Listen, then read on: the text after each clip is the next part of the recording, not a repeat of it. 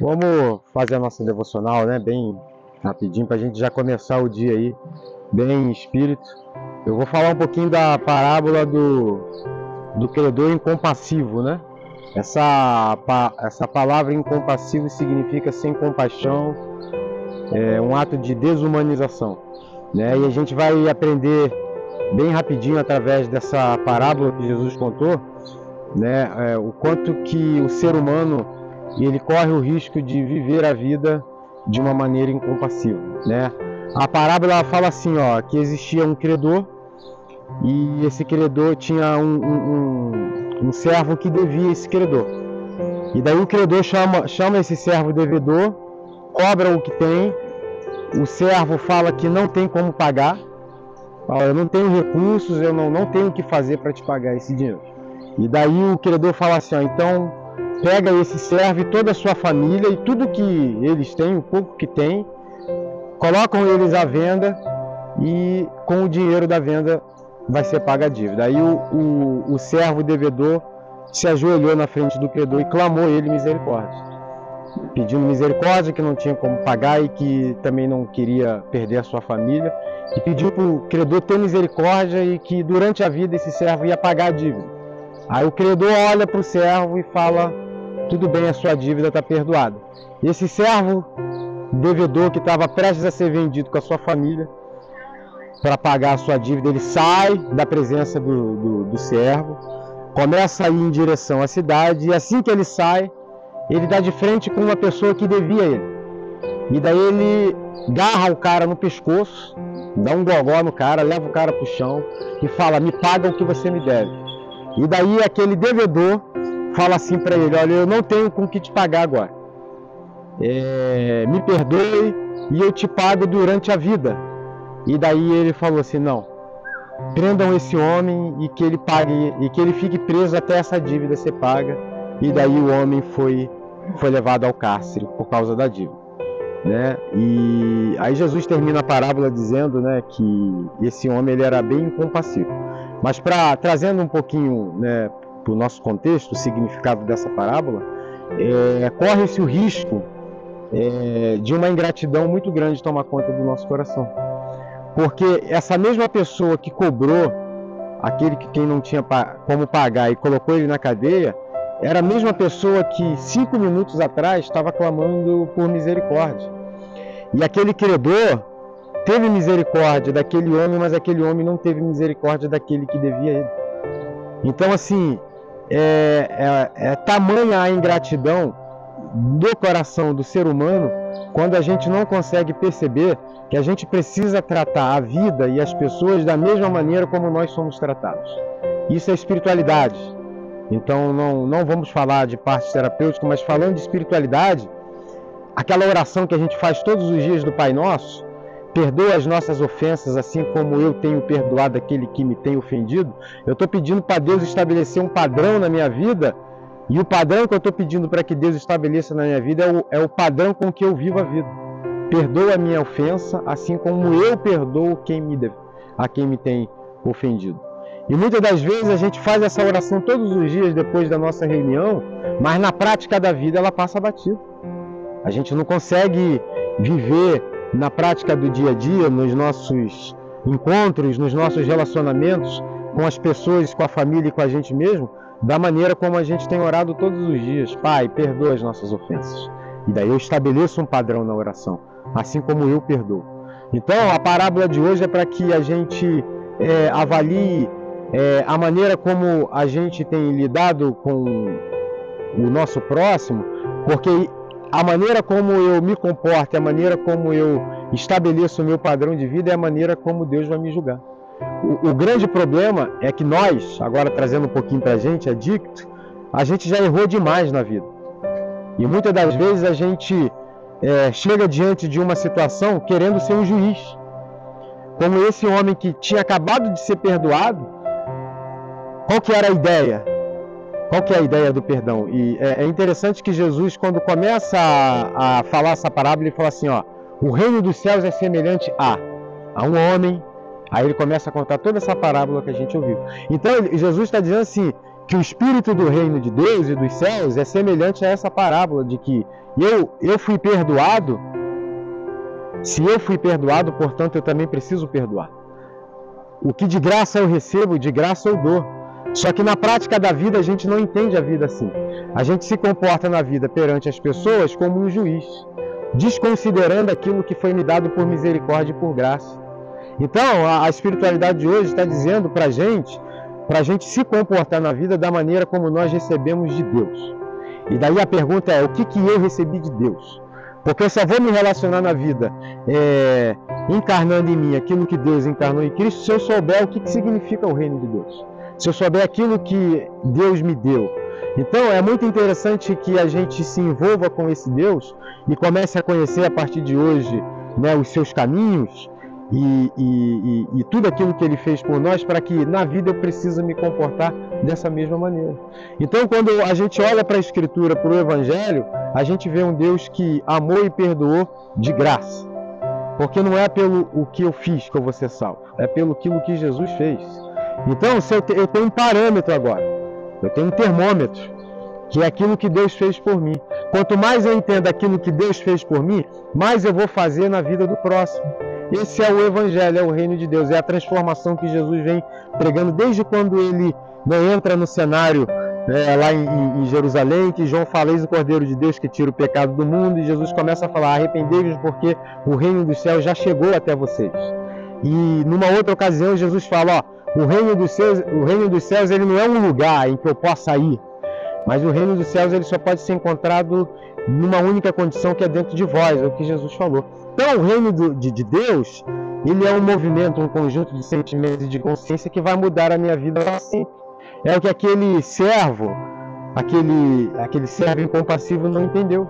Ele acaba de sair de um julgamento em que ele é absolvido de graça, e ele automaticamente sai desse processo que ele é absolvido e ele já entra num outro processo sendo juiz, condenando aquele pecador, aquele outro servo que praticou as mesmas coisas que ele praticou e que estava na mesma condição em que ele estava, na impossibilidade de pagar a sua dívida. Só que ele foi perdoado de algo que ele não poderia pagar.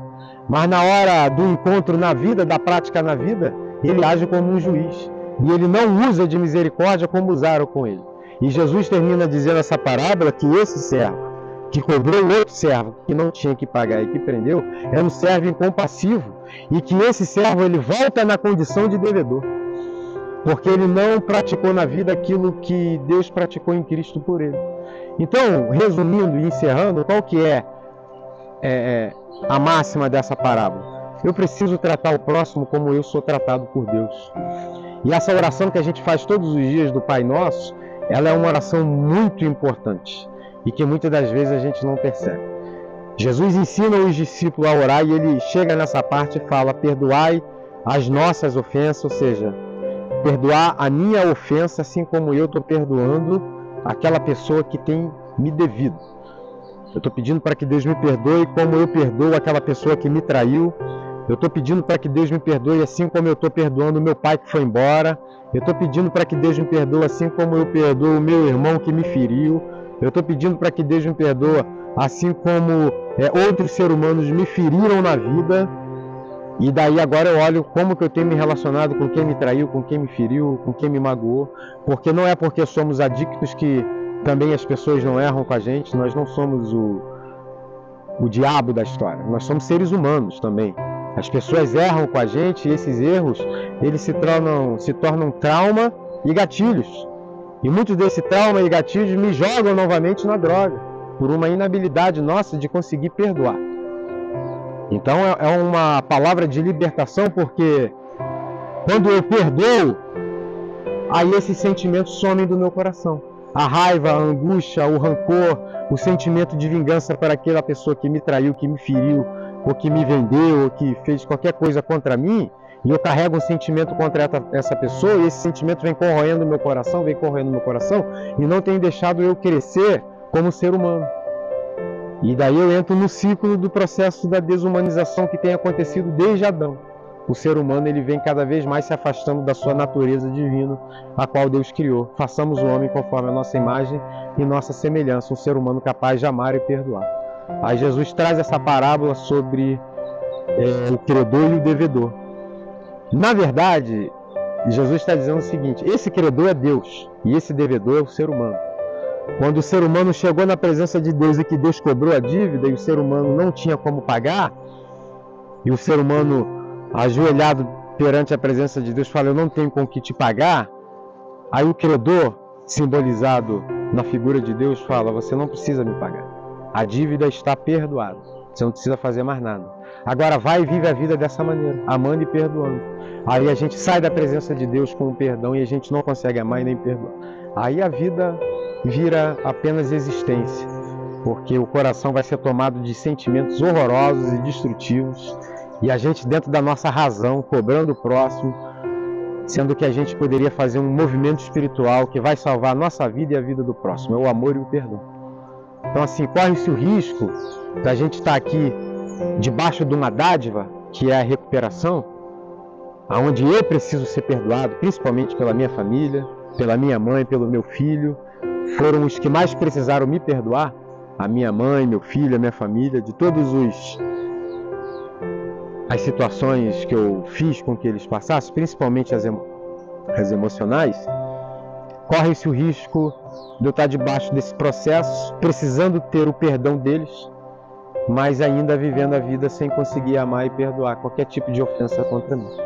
Então hoje é uma questão assim, de escolher, né, qual servo que eu vou ser, qual que vai ser a minha postura, né, da pessoa que vou receber perdão e vou entender que foi de graça, que eu não merecia, portanto eu vou olhar para as pessoas na minha vida que não merecem o meu perdão, porque tem pessoas que não merecem o nosso perdão, tem pessoas que passou pela minha vida que não mereciam o meu perdão, mas o perdão não é para quem ofendeu, é para mim, entende? A gente consegue entender isso? Que quando a gente perdoa, por que a gente não perdoa? Porque o cara não merece o perdão. O que a pessoa fez contra mim dói demais. Eu não vou perdoar esse canalha. Ele não merece ser absolvido do erro dele. Mas quem foi que disse para nós que o perdão é para ele? O perdão é para mim. Para eu não carregar esse sentimento de que o cara é um canalha, de que eu tenho que ferrar com a vida dele, de que ele tem que morrer, de que eu vou fazer alguma coisa para ele se ferrar, de que eu vou pedir para alguém dar um tiro na cabeça dele, e que tomara que o diabo leve ele para o quinto dos infernos, e que ele saia de carro e bata o carro e morra ele.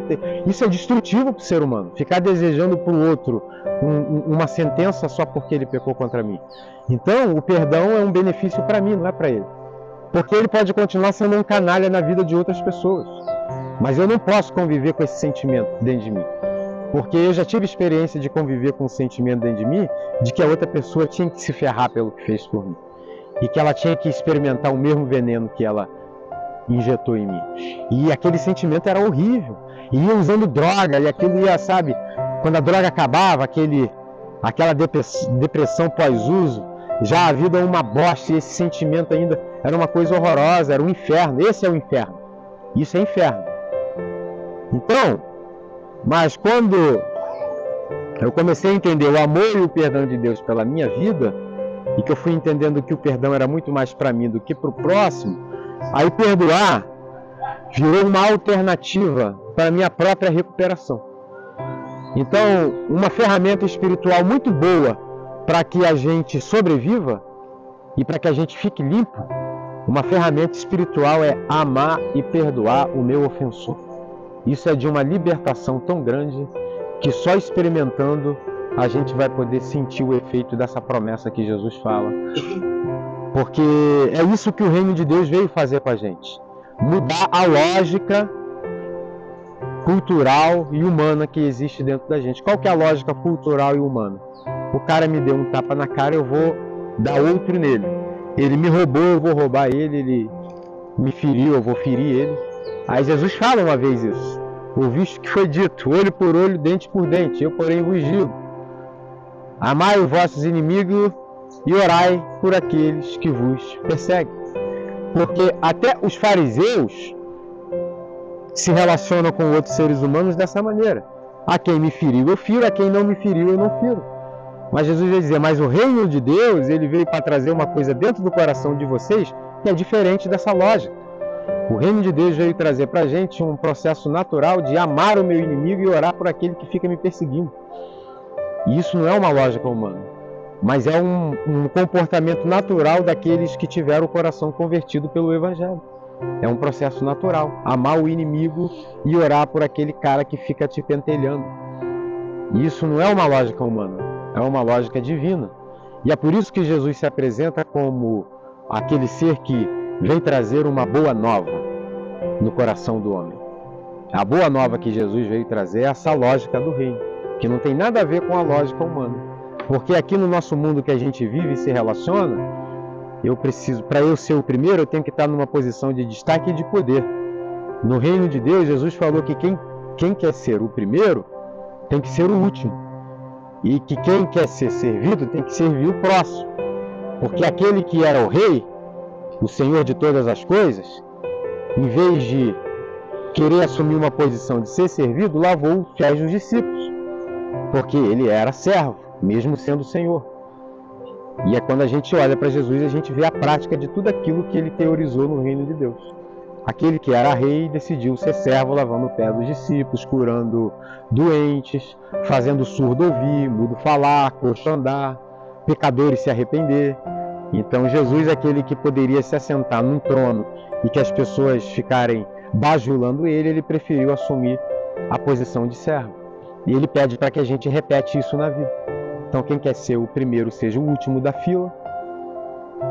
Quem quer chegar lá no reino de Deus com uma posição de destaque vai para o final da fila, servir o próximo. Quem não tiver essa disposição, daí não entendeu o que ele veio falar acerca do reino. Então, essa parábola traz para a gente uma reflexão assim, ó. Como é que eu tenho me comportado comigo e com o próximo em relação àquilo que eu tenho recebido de Deus? De duas uma, ou eu não entendi o que Deus fez por mim, é por isso que eu trato o ser humano tanto mal, por isso que eu cobro tanto, por isso que eu tenho tanto sentimento de vingança em relação àquele que errou comigo, ou eu não entendi o que o reino de Deus é, ou eu não quero mesmo praticar, eu decido, entendendo o que Deus fez por mim, eu decido ainda cobrar todas as dívidas. Eu não estou falando de um processo de utopia, né? É claro que se alguém te deve 50 reais e você passar pelo cara, você vai falar, irmão, você está com meus 50 aí? Mas isso é uma questão espiritual, tá? De relacionamento interior comigo, com o próximo e com a vida. Nós recebemos de Deus o perdão, de graça. Ninguém aqui tinha como se salvar. Aí Deus olhou para a humanidade e falou, ou eu perdoo esses caras, cabeçudo, ou eles vão todos morrer no inferno. Porque eles não conseguem mais praticar alguma coisa que faça com que eu perdoo, porque a dívida é imensa, não tem como pagar. E olhando Deus para a nossa dívida e vendo ela que a gente não tinha, vendo ele como a gente não tinha como pagar, ele teve que tomar uma decisão. E a decisão dele foi o seguinte, eu vou perdoar esses caras só pelo fato de eu ter a natureza assim, eu vou perdoar, eu não vou levar a dívida deles em consideração e eu vou libertar eles dessa dívida. Então, a gente também pode fazer isso. Olhar para quem errou com a gente, para quem deveu a gente e perdoar essa pessoa mesmo que ela não mereça. E daí o coração nosso vai viver mais em paz e o coração da outra pessoa também pode viver mais em paz. Amém? Vamos ficar de pé e fazer a oração? Aí nós vamos fazer a oração do Pai Nosso, porque na oração do Pai Nosso a gente vai falar de novo. Perdoe as nossas ofensas assim como nós temos perdoado a quem nos tem ofendido. E aí a gente vai sair daqui com uma consciência melhor dessa oração. Podemos, a gente também, essa oração do Pai Nosso, a gente também vai dedicar ao nosso irmão Gabriel, né, que está lá no hospital. Ele está estável, graças a Deus, conversei com a filha dele ontem. E a gente torce aí para uma alta o quanto antes para ele voltar para cá. Então, enquanto a gente ora o Pai Nosso também, a gente vai estar focado lá na saúde do Gabriel. Pai Nosso, santificado seja o vosso nome. Venha a nós o vosso reino. Seja feita a vossa vontade, assim na terra como no céu. O pão nosso de cada dia nos dai hoje. Perdoai as nossas ofensas, assim como nós perdoamos a quem nos tem ofendido. Não deixe cair em tentação, mas livrai do mal. Amém, família. Obrigado aí.